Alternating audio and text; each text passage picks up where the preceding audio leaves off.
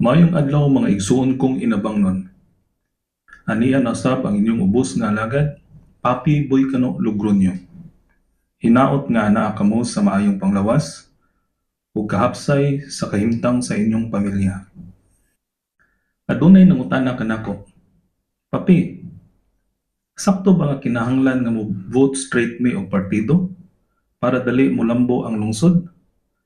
Masuko man gud ang leader og di mi mo vote straight? Ang tubag nako ana, dili kana sakto. Kay kung mo vote straight man gud, mas dako ang risgo nga magkonsabo ang mga politiko alang sa ilang personal nga interes ug dili na matagad ang panginahanglan sa katawan. Sa una, pagkabata nato kung apil ta og Boy Scout, mao ni ang Scout Law. To love God, country, family, and self. So kung atong tanawon, ang pinakataas mao ang paghigugma sa Ginoo. Sunod, ang paghigugma sa nasod. Sunod, ang pamilya. Unya ang pinakalas mao ang kaugalingon. Pero bali ang nahitabo kung maghisgot ta og politika. Kay mao ni ang nahitabo karon. Number 1, to love self. Next, political party. And last, the people. So nag-una ang personal interest, unya sunod ang interest sa partido, unya ang pinakalas ang interest sa katawhan. Mao kung mo vote straight ka, dakong posibilidad nga mawani ang interest sa bagang huot sa katawhan. Aduna manggoy prinsipyo sa accounting nga gitawag og fraud triangle. Adunay tulo ka elemento nga kinahanglan anaa aron mahitabo ang pagpanglimbong, kay kung kuwangan kini og bisan usa lang ka elemento, dili mahitabo ang fraud o ang pagpanglimbong. Unsa man kining mga elemento? Unang elemento, motivation. Nganong ninglansar man ang politiko? Unsa man ang mga rason? So anaa diha ang kwarta, gahom, personal interest, negosyo, impluwensya, o gamay na lang ang mga nilansar tungod sa katuyuan nga tinud-anay nga serbisyo. Ang ikaduhang elemento mao kining gitawag og rationalization. Mao kini ang pagpangatarungan sa usa ka politiko bisan pa sayop o illegal ang maong buhat, pero gikumbinser niya ang iyang kaugalingon na buhaton gihapon kini. Sama sa okay ra lagi ni magkawaton ang pundo kay nakagasto gud tagpakamang, siyempre aton ning bawion. Bisan pagkahibaw ang usa ka politiko nga illegal ang pagpangawat, pero kay gi-rationalize man niya ang iyang buhat, iya nang gihapon kining buhaton. Ang ikatulong elemento mao ang opportunity. Mao kini ang kahigayunan sa usa ka politiko nga mubuhat og dautan o illegal nga dili masakpan o dili mapriso. Kung maghatag kitag example nga inato lang, kung moadto ka og Palawan Pawn Shop, magpanagana ka og pangawat kay adunay security guard nga nagbantay. Sa ato pa, ang guard mao'y nahimong babag sa kahigayunan or oportunidad na mabuhat ang dautan sama sa pagpangawat. Sama ra usab kini sa politika. Kung ang konseho pareha o partido kay vote straight lagi, Pwedeng magkontsabo sila aron mangurakot sa pundo. Kay gamay ra or walay chance nga masakpan. Kay walay makabadlong o makapugong nila. Apan sa higayon nga adunay independente nga konsihal nga nagtan-aw sa kaayuhan sa katawhan, mapugnan ang pagpangawat o pagpangurakot kay magpanagana naman tungod kay mahadlok nga masakpan or isumbong sa katawhan or pagsakaan og kaso. Ang independente nga konsihal mao'y nagdala sa tinud-anay nga tingog sa katawhan ug walay giprotektahan nga personal interest o interes sa partido.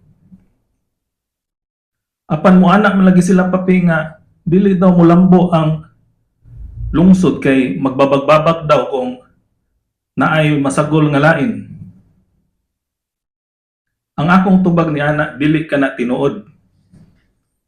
Kay base sa local government code, dili kinahanglan nga unanimous or dapat parihatanan ang boto sa mga konsehal aron mapasaka ang usa ka balaodnon. For example, adunay mga sitwasyon nga nakinahanglan og majority voting. Bot pasabot, kung 8 ka konsehal ang sangguniang panglungsod, kung kompyuton ni nato 1/2 plus 1.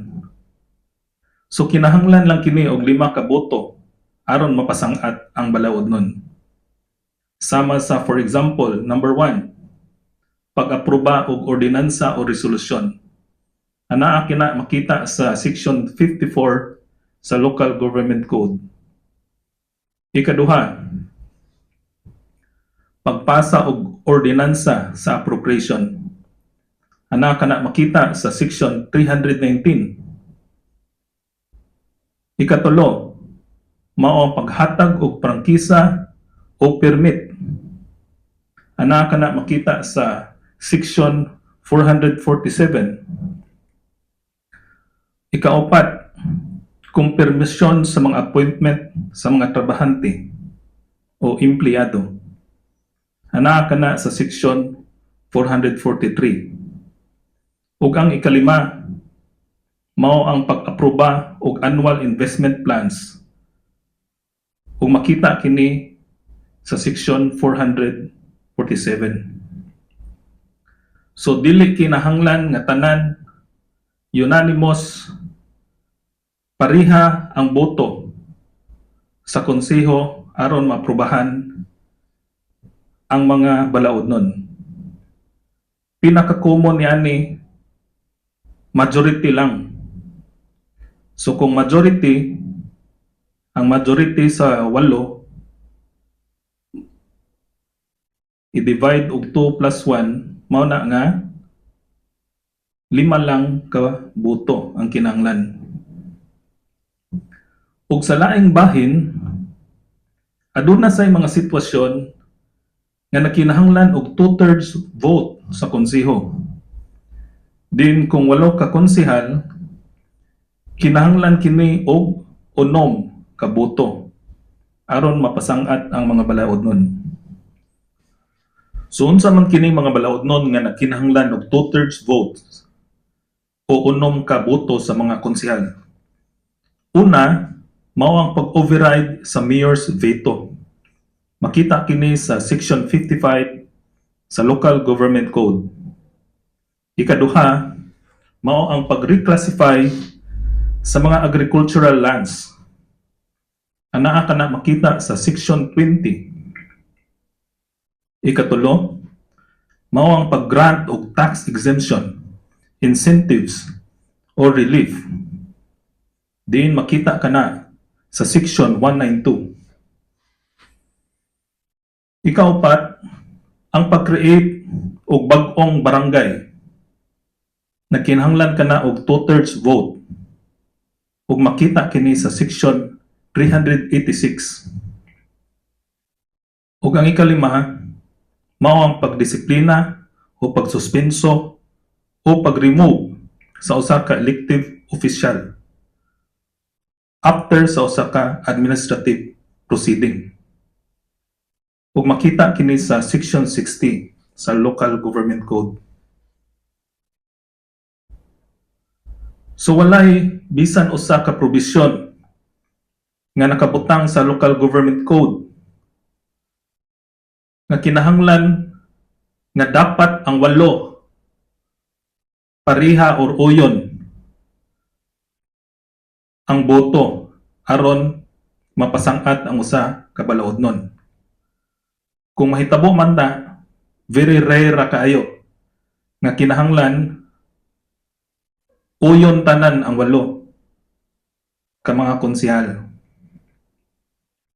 Mao dili kana tinuod nga ang usa ka independente mao'y magbabag-babag sa mga plano sa majority.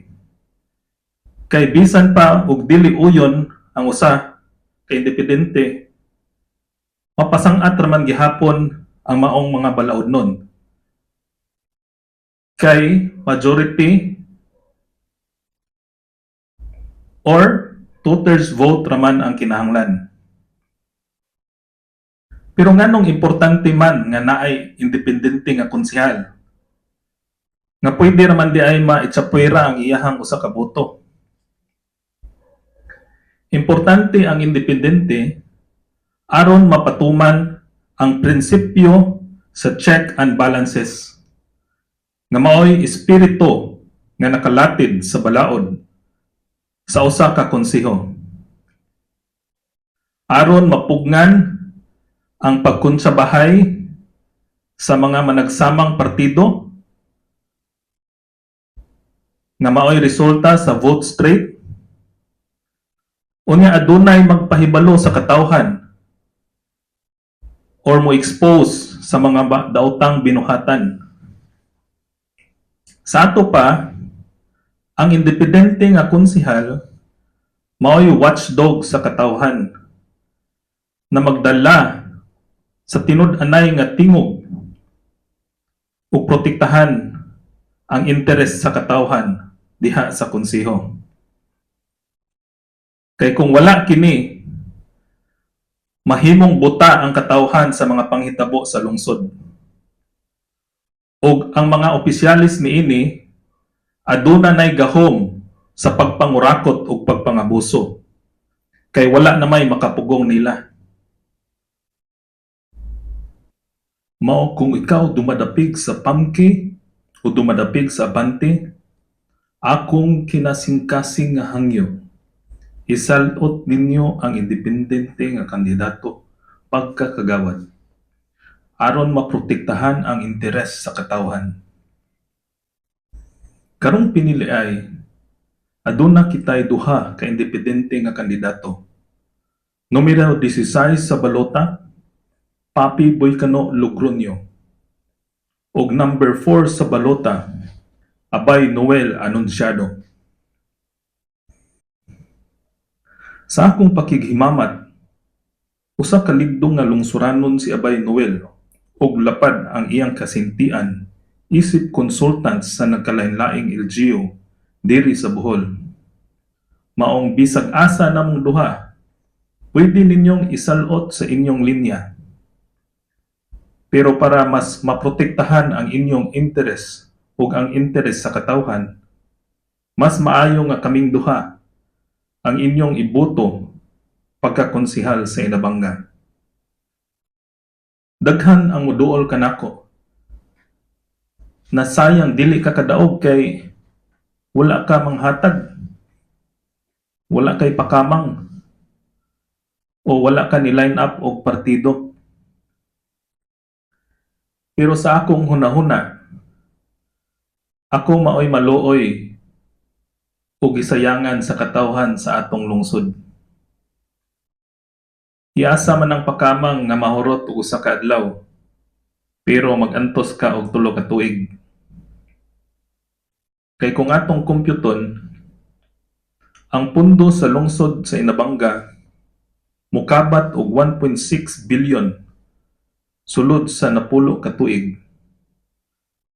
O kung nadapat pa kini og tarong, makadawat og benepisyo ang matag botante sa kantidad nga 50,430. Imagina na lang og nag-circulate kanang pondo nga 1.6 billion sa atong komunidad.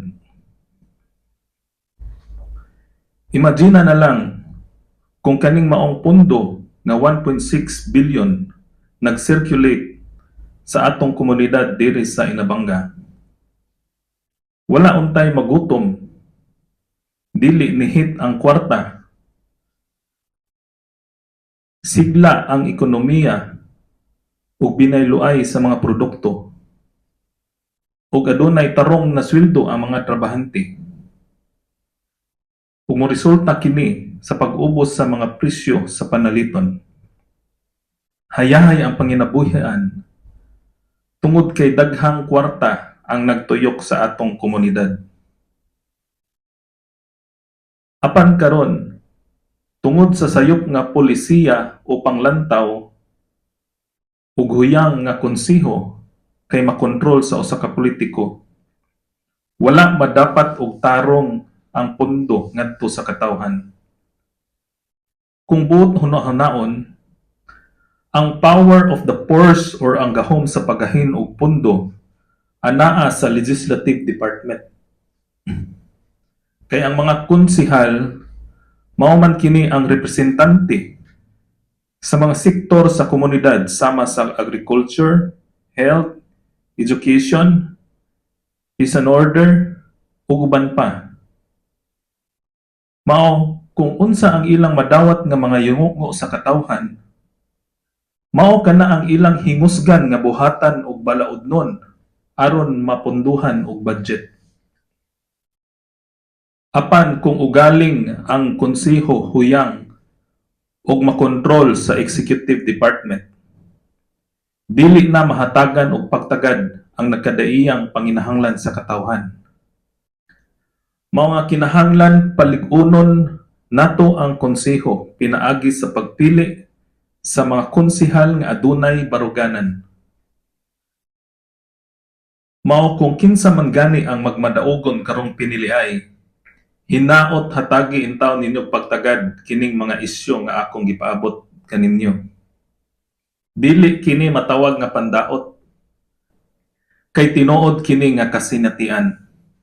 Ako mismo makatestimonya ni ining tanan. Dili na pwede magsagol ang pangdaot ug kamatuoran. Mura ka na og tubig ug mantika. Kay bisan pa ug unsaon na nimog uyog, musihag gihapon ang kamatuoran. Mao ang ako lang ganahan nga mopadayag dinhi ug mahisgutan sa atong lungsod kining mga musunod nga isyu. Una, ang pondo sa katawhan kinahanglan dapat nga walay pili-pili o pamulitika na dili masayang, makurakot o makawat. Ikaduha, ang hinlo og makanunayong supply sa tubig gripo. Ikatulo, ang paghatag o pagtagad sa kadalanan. Ikaupat, ang paghatag og importansya sa edukasyon. Ikalima, ang COA findings na anomalya ug unsaon pagresolba niini. Ikaunom, ang seguridad sa mga empleyado sa munisipyo nga casual kasagaran. Ikapito, ang pagpalambo sa mga panghinabuhian sa katawhan. Ikawalo, pagbutang og mga takos nga mga department heads ug hatagan kini og gahom sa pagsulbad sa mga problema aron mopaspas ang mga proseso. Kay kung ang kunon kining tanang gahom sa mayor, dili na kana niya maato, ang resulta langay ang serbisyo ug kahasol sa katawhan. Ikasiyang, hatagan og kagawasan ang katawhan na mosulti sa iyang hunahuna, freedom of speech, expression, pag-express sa ilang grievances, na dili ka magpanghadlok sa imong mga lihok, na magkinto ka kay basin ipatawag ka kay wala magustuhi ang imong mga opinyon, na dapat kontrolado tanan ang imong lihok, na ang ending mura kitag nahisulod sa dakong prisuhan. Mga bugat kini nga isyu nga angay hisgutan, na dapat adunay open dialogue, transparency ug cooperation. Usbon ko, kining mga isyuha dili pagpangdaot. Kung nagtuo mo nga fake news ni, din nagpuyo na ka sa imong kagulingong kalibutan na bakak, na naglibog na ka og asay tinuod or dili.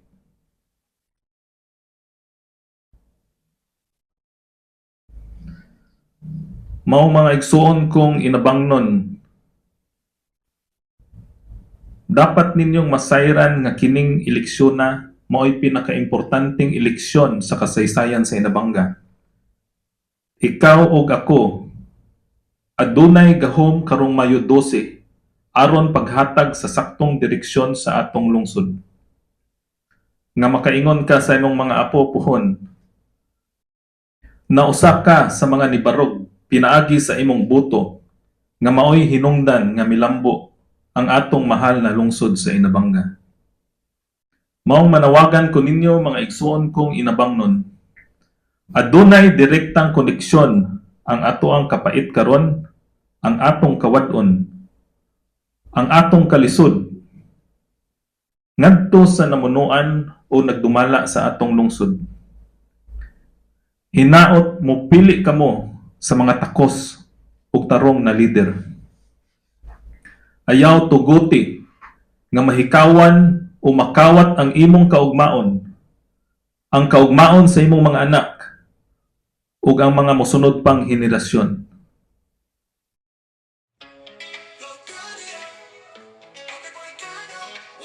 Kini ang inyong ubos nga alagad, Mr. KKK, kaalam kasinatian ngadto sa kalambuan.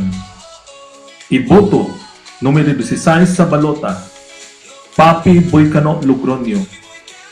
Adunay baruganan, may katakos mo serbisyo, amigos sa tanan, ang imong tingog sa konseho. Ang ngayon nga iboto, Logronio, Papi Boycano. Para sa konso, Logronio, Papi Boycano. Makasalikan na tawo, Logronio, Papi Boycano. Mag-aalam mo kasi natin mo, kalambuan sa inabang yo, Logronio, Papi Boycano, atong iboto,